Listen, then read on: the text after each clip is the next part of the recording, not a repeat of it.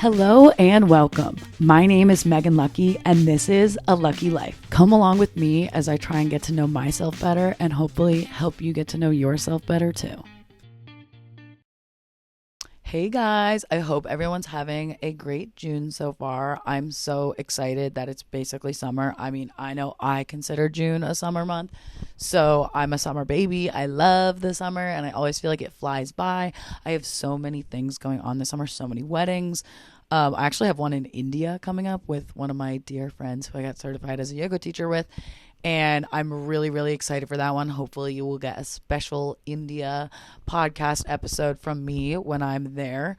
I also have a lot of other exciting things coming up that I'm excited to share with you guys all about. I have a yoga retreat this upcoming weekend, and it's a creator yoga retreat, which I feel so grateful to have been invited on. I really think it's going to help me be more present to enjoy this summer more, and also just kind of get my gears going and make me feel more confident about posting other sides of myself. I know I talk about this sometimes on the podcast, other sides of myself on my main Instagram page with all the followers. Like, I feel I definitely kind of get stuck and feel like I keep myself in this box by worrying about what other people think too much. And so I think this yoga retreat will be really good for me to create and meet other people who have similar interests as I do and know that it's okay to be both. And I should be authentic on my Instagram. And I know this, and I've conceptualized it for so long. And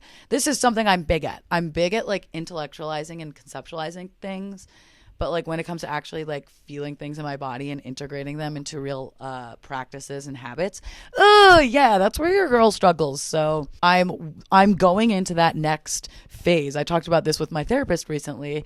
It's actually like a strategy, I guess. It's called top down. Like when you're working on change in your life, you start in the head. It's a way that some people work through change. They start with conceptualizing and then they go down like into the body. So that they can actually create real change. So hopefully that's what I'm doing, and I'm not just stuck here forever, but I'm not going to manifest that. So that's what I'm doing. Anyways, what was I saying? So yes, I was actually in the same session talking to my therapist about like wanting to be confident in more areas of life. Again, I'm going through a lot of uncertainty right now in my life in various departments, and it's hard to be confident when you're going through uncertainty. That's a fact.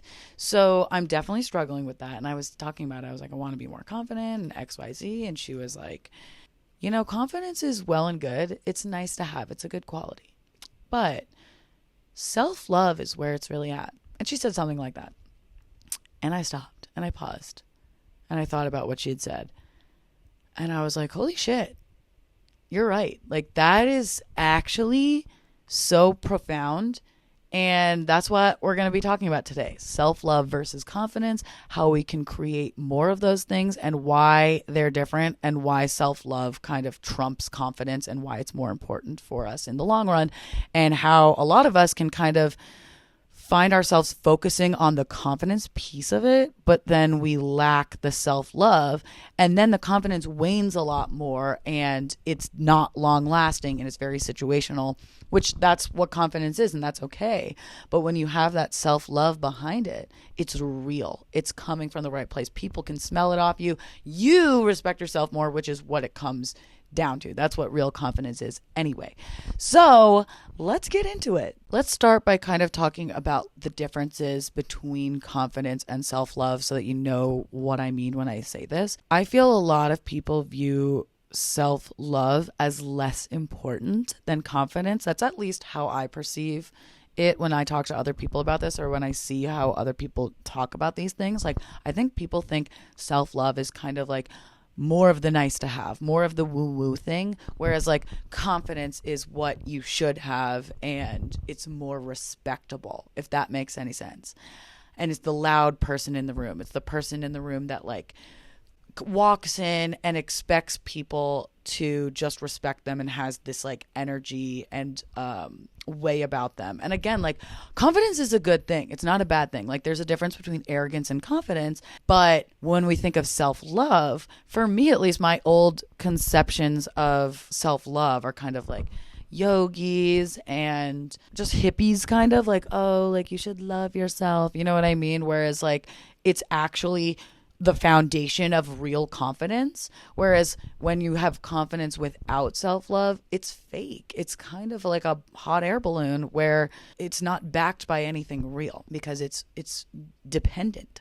So let's kind of get into talking about the differences between self-love and confidence. When I think of confidence, I think it's more extrinsic. When I think of self-love, it's more intrinsic. And when we're working on the inside, and when we're building that self-love from the inside out, it comes out. And then you are genuinely confident, and you can handle the negativity, the criticism, and the things that come your way when there is times of uncertainty, like what I'm going through right now. When I'm thinking confidence, I'm relying a lot more on external validation, and how I'm being perceived is more important. How I compare to others is more important. I want to have more influence. I want to have more power. I want to have more significance. I want to have a better reputation. Like those are things that I tie to confidence. Whereas when I think of self-love, it's healthy, it's genuine, it's fulfilling, and it can bring real confidence because you trust yourself, you accept yourself, mistakes, flaws, and all. Whereas confidence, you are only concerned with being the best part of you and only concerned with that part of you and not the whole of you, and not accepting all the bits of you that maybe aren't confident, that aren't coming off that way. When we think about self-love, it's unconditional, it's dependable, it's independent of the situation. Whereas when we think about confidence, it's dependent on the situation, it's dependent on the circumstance, and it fluctuates. It fluctuates given the different circumstances. Whereas when you genuinely love yourself and when you genuinely accept yourself, it doesn't fluctuate. Bad things can come, but you're like, okay, I know myself, I respect myself, I trust myself to be able to handle this, and I'm not going to let this negativity steer me off my path, and I'm not going to let this criticism and other people's opinions be more important than my own opinion. Whereas when I think about confidence, I think, oh, I'm getting the positive opinions, I'm getting the positive feedback from other people, and other people's opinions are going to reflect that confidence back to me. But self-love is about knowing in yourself and building that up from within, instead of relying on the outcomes, instead of relying on the results, instead of faking it. It's also seemingly a lot harder and daunting, and I think that's why a lot of people prefer the idea of confidence rather than the idea of self-love. Because again, self-love, you think, oh my God, my whole self. You think about, I have to love my whole self. No. I'd rather just work on being confident in this area of life than having to work on self-love. But again, like, this is the foundation so that you can try new things. You can be more confident in all the other areas too. So yes, it may be harder and may take longer at first, but it will greatly pay off in the long run. So let's talk about now some of the ways that we can create more self-love, and again, why it's more important to have that rather than confidence alone. I think a really good question to ask when we are trying to figure out what we really need, like, is it confidence or is it self-love? Because I do think, like, yes, self-love is foundational and you can never go wrong when growing that and building it. But I do think there are situations where, yeah, like, confidence is what you're building. Like when we talk about being a novice at something and being new, self-love definitely comes into play, but it doesn't automatically make you confident in starting something new. Like, you're never going to be automatically confident in starting something new because you've never done it before.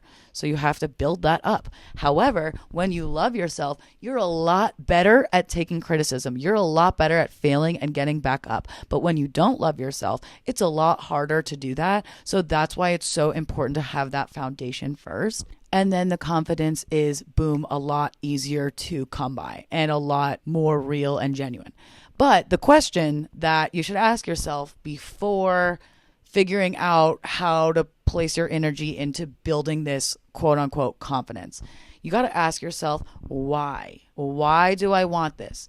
Am I judging myself? Am I doing it for me? Or am I doing it to control perception? Am I doing it to be more influential or for a certain external reward or outcome? Why do I want this? Is it to genuinely feel better about myself? Is there shame involved? Because a lot of the time when I think about where I want to be more confident, it's because there is shame involved. It's because I am embarrassed to be insecure. It's because I'm embarrassed of who I am. And so I think confidence is the Band-Aid that will fix that, instead of eliminating the shame altogether with real self-love. And let me give you an example of that. Like when I think about the areas and ways in which I want to be more confident in my life, like first of all, again, like I said, there's so many. Big one is in my romantic relationships. Like I have a lot of shame there. And I think I get really embarrassed because it's like, yeah, like I should know my worth. I'm a great girl. I'm a catch and I should know my worth and not be always fucking worried about if he's going to cheat on me or not. Like, yes, I have that trauma in my past, but I think I am embarrassed to be insecure, so much so that I keep myself where I am because I'm not able to like forgive myself for feeling this way in the first place. And that's where the self-love really comes in handy, because it's like, I need to be able to acknowledge, okay, like here's why I am the way I am. Of course I feel this way. And I've said this analogy in the past. My therapist used it and it's really great. Like if you were talking to someone who got in a horrible car accident and then they start learning how to drive again and they're anxious and they're nervous, like, are you going to tell them like, bitch, snap the fuck out of it? Like, just get over it. You know, no, you're not. You're going to understand why they have that anxiety because they got in that horrible car accident. But when it comes to like judging myself or like, oh, like you're going to be worried about being cheated on again, like even like though it's not the same person, like even though it's not the same exact situation, like I'm going to judge myself and be like, bitch, snap the fuck out of it. Like this is like, no, that's not how it works. You have to be able to look at it from an observational perspective, take a step back and be like, oh, like, okay, I don't want to be like this. I can take a second to like examine the thoughts that I'm having, the behaviors I'm exhibiting from this fear-based place, from this fight or flight state that gets activated by these little triggers that happen. I can see those things and say, you know what? I don't like how I've been responding to these things in the past. I don't like how it makes me feel. But with real self-love, I can say, okay, I'm evaluating that. I have empathy and compassion for myself and I can understand why I feel this way. But I want to choose different. So I want to be aware when those patterns come up, when those moments happen, and say, let's choose differently. I know that this is my subconscious trying to protect me right now by saying all these nasty things like comparing me to these other girls or making me feel like I need to be worried about, you know, what he's doing when I'm not there, when he goes out or whatever. I need to know, okay, hey, little Megan, I know you're trying to protect me, but I don't want to be having these thoughts. Something I can say to myself is in these moments is like, I am enough. I am worthy of the love that I want. What he does is not my responsibility and it's not my concern. And I need to live my life accordingly. I saw this on TikTok the other day and I was like, holy shit, this is actually so true. She goes, this is a hot, controversial take, but it's better to be cheated on than to be worried about being cheated on. Oh my God. Oh my God. She was spitting facts. It is better. It is better. Like the amount of like energy and negativity that I bring upon myself for no reason. It's not, again, like I know that it's coming from that place in myself that doesn't want to feel that pain, that doesn't want to feel that hurt again. But it's that fight or flight that I want to train my brain to unlearn. So if that's something that you're working on, again, it's like using those affirmations, talking to yourself, believing in yourself, knowing that you are worthy, coming back in those moments, being in that observational area, and then taking little actions. Like we talked, you can go back to the last week's episode, and this applies to everything that we're talking about today. Take those little actions that make you feel good about yourself for whatever it is that you are worried about. Like, even if it's appearance based, like I get insecure about my appearance. Like I want to be more confident in how I show up and how I appear. And I don't want it to always have to be dependent on other people's opinions, other people's validation and the outcomes. Even like if I get a pimple on my face, I don't want that to like make me not confident. I don't want it to ruin my self-image. Like, I don't want getting negative feedback on my appearance to tear me down as much as it has. And look, you also should appraise your relationships and your boundaries for if you're letting things tear you down often, and if you're letting those kinds of people in your life over and over again. That is a mirror to your own ability to respect yourself, because you don't want to feel that way, and you can only control yourself. So don't put yourself in the situations where you're going to continuously be teared down. I want to be someone who knows my worth and is able to handle a bad hair day, and also and loves and accepts themselves in the flaws that they have with a variety of things in life. I don't want to be spiraling when something goes wrong.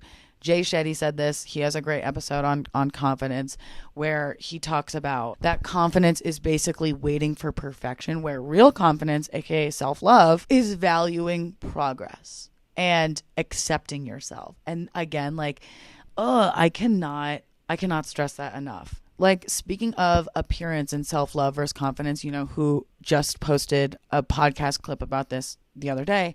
Alex Earl. I love her because she is so authentic to herself.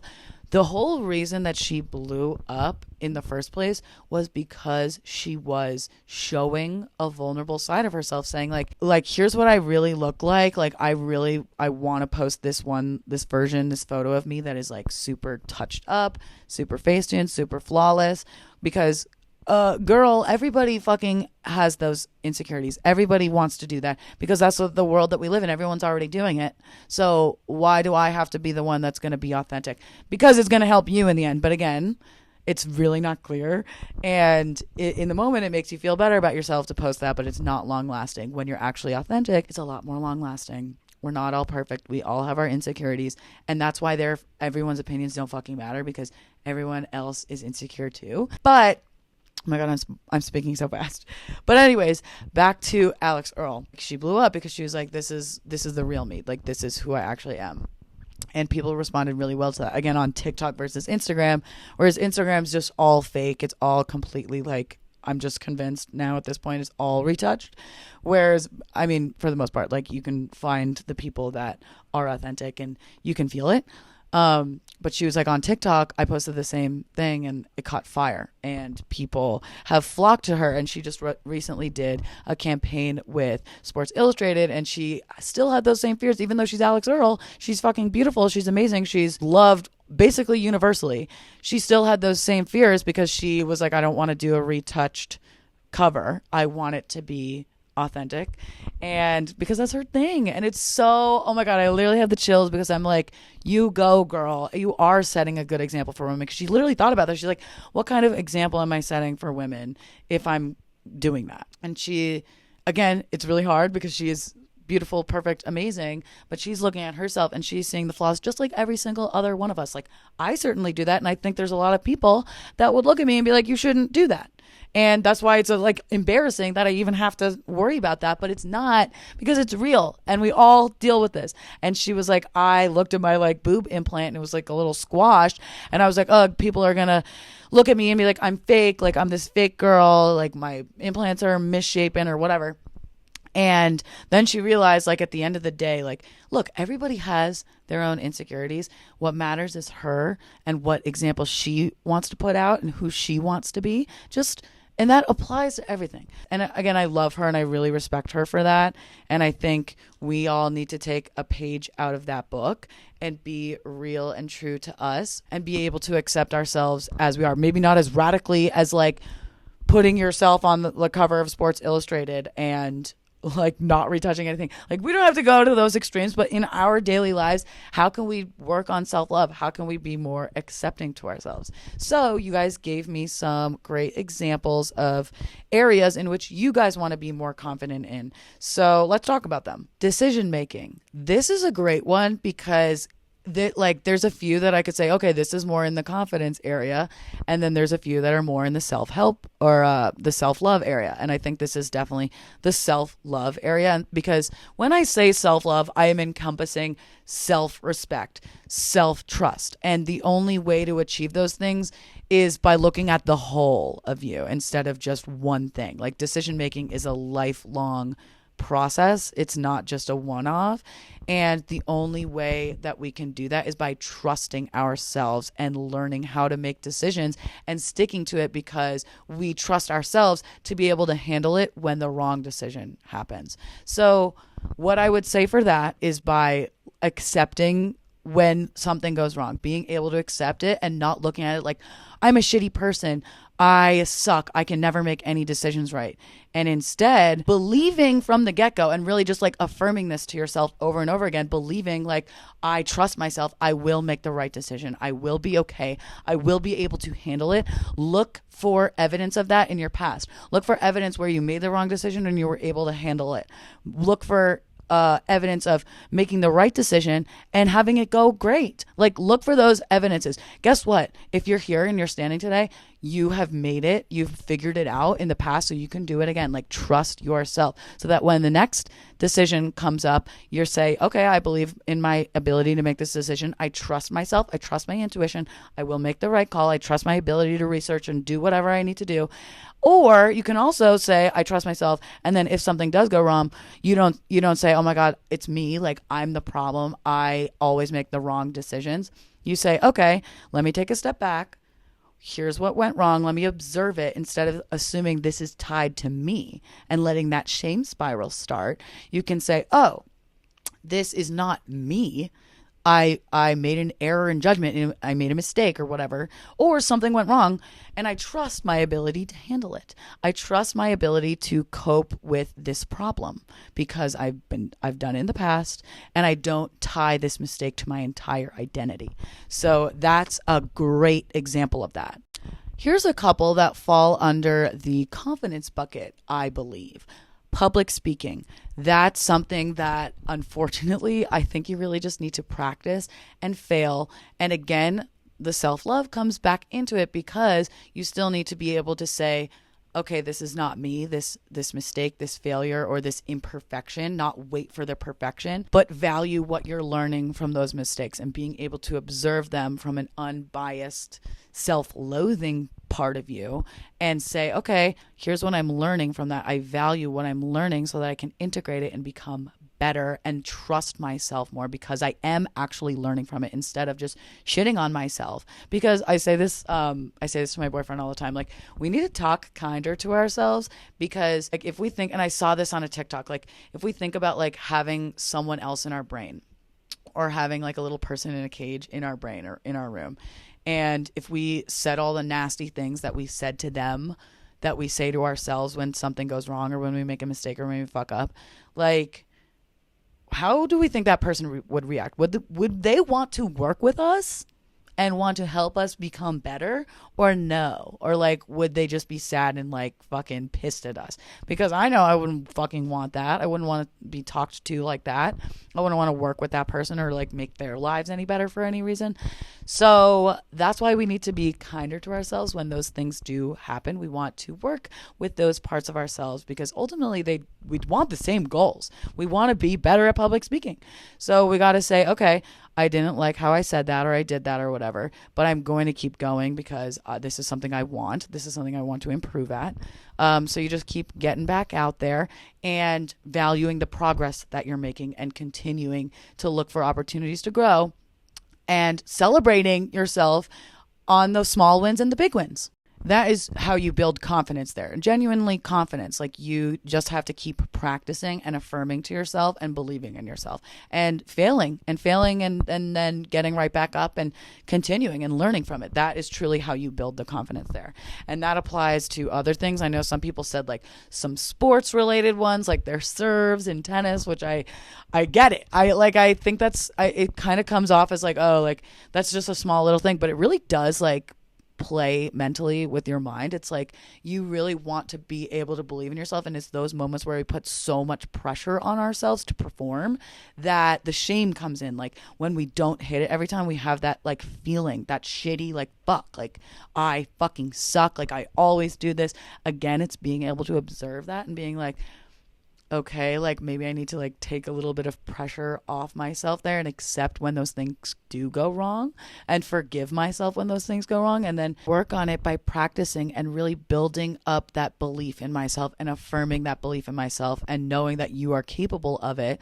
Then when the time comes where that there is more pressure, you can believe in yourself as the standard. And then if something goes wrong, it's something that you can observe and say, okay, I didn't like that, but I also am not feeling like this is me. This is tied to me, and I am always going to make these mistakes. It was just a one off, and you can use it to grow and get better. Another thing someone said was investing in the market, which I definitely can't help you with that. However, it's the same kind of thing. Like, you have to build up your ability to trust your decision making. So go back and listen to that part. And then the other thing is like, take an action, learn how you can be a better investor, and then be able to trust yourself so that if something goes wrong, it's not you.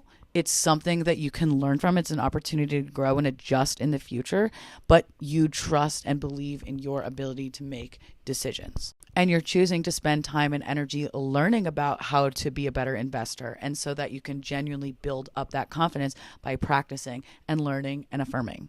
And then the next 3, or actually 4, I'm going to just kind of group together because we're running out of time, because of course I talked a lot, but I honestly think that I feel really good about this episode because this is something I'm very passionate about. So hopefully you guys get some use out of it. But the next 4 are relationships, romantic relationships, being normal, like literally just being a functioning human being, asking for feedback and being afraid of the answers, and being like an employee in a job where you want to build confidence. We touched a little bit on romantic relationships earlier because that's something I struggle with. But even when it's like when you're single and when you want to manifest love into your life and you want to be confident dating, like, you have to believe that if a date goes wrong, it's not because of you, and it's not you always do this or you are not lovable for any reason. Like, you have to believe by doing things and believing and affirming things that make you love yourself and make you see your own worth and really know it and really feel it, so that when the time comes when a date doesn't go well and if you like a guy and he doesn't like you back, that you can say, okay, what am I learning from this? What I'm learning that this guy is not for me, and I'm not going to say, oh, that means I'm unlovable and I'm never going to find someone. You're going to say, okay, well, let me pivot and explore a different type of guy. Like, instead of going for the same pattern, let me learn from this. So that's that. Self-love, that's the answer for you. Being normal, babe, I love you for this because this is real. Like, this is so real. I think a lot of people feel this way. Like, I'm comparing myself. I'm not on the same level as everybody around me. Like, I'm looking at social media, I'm comparing myself. And there's literally research that proves the more that you use social media, the more you compare yourself to others. So maybe you need to spend less time on social media. You need to be doing things that make you realize the truth of the world around us, which is everyone is insecure. Everyone is having these thoughts and passing these judgments in little ways. And even if they are passing judgments on you, it's fleeting. It's not going to matter tomorrow. And you're doing the same thing to other people just as much as you are judging yourself. So remove that aspect out of it. Affirm that you are doing just fine and accept yourself. Continue to do the things that make you love yourself. And yeah. And again, I think being normal is so overrated. You don't want to be normal. Be you. Be authentic. Okay? Because everything in our lives, and I heard this on another podcast, but everything that you see in your life is the result of someone being authentic and creating what they had in their mind and being outside of the norm to create whatever they created. So be you, because I promise you, in the end, even if it seems scary and daunting at first, you would rather be you than be normal, and you would be a lot happier on your deathbed by living for you instead of trying to make sure everybody else thinks that you're normal. Okay. And then I got to wrap this up. But yeah, being an employee, I think can be kind of in the confidence bucket. Like, focus on how to build that confidence within your job setting in yourself instead of waiting for other people to recognize it and looking for some certain outcome. Focus on how you can feel better. What practices can you do? What can you learn from your mistakes? And what can you affirm to yourself? And start believing so that you can grow confidence in your job. And then inevitably other people will recognize that too. And then finally, I love this one, asking for feedback. You're halfway there. If you are even considering like getting there, that must mean that you love yourself enough to get feedback and know that it's important for your own self-growth and ability to have an open mind and ability to love yourself. So that's a huge step. And this comes back to literally everything that we've been talking about. Getting feedback it shows where you're at in terms of self-love. Because if you take feedback and it's like completely gut-wrenchingly terrible, then you need to work on your self-love, and that's totally okay. We all are doing that. So just continuously like start affirming those beliefs so that when other people are saying negative things or giving you negative feedback, you're not as afraid to take it, because you're like, okay, like I can observe this feedback from an outside perspective and say, okay, this person is giving me this feedback because they love me and they want me to be better, and I want to be better, so I'm going to incorporate it. And I'm not going to say, wow, I'm fucking shitty, I'm terrible, this must mean I suck, this must mean they hate everything that I do. But no, I'm going to say, okay, this is going to help me grow and I can integrate this. Or you're also able in those situations to say, I'm not going to take this feedback because I don't know this person's intentions, and they can have whatever, they can think whatever they want about me, and it doesn't matter, because what's more important is my respect and belief for myself. And I believe that I don't need to take this feedback for whatever reason. You will get a lot better at being able to handle it the more that you genuinely grow love for yourself by affirming these beliefs with affirmations, by writing these things down, by practicing in the areas that we want to get better at. Like, these are the ways that we build confidence and self-love. I need to wrap this up. So I love you guys. Thank you so much for listening. I'm going to pull one card before we exit, just so that we can have one great message for today and for the next couple weeks. The card says, expand. Oh, perfect. It says you're being asked to expand. You live in a huge world with endless possibilities, and staying safe in the known is no longer working for you. It's time to make your world just a little bit bigger. It's time to imagine the possibilities and go for them.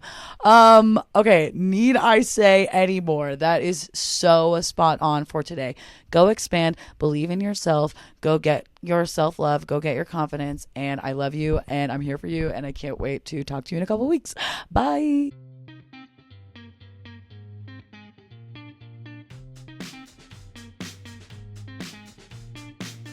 Hello and welcome. My name is Megan Lucky, and this is A Lucky Life. Come along with me as I try and get to know myself better and hopefully help you get to know yourself better too.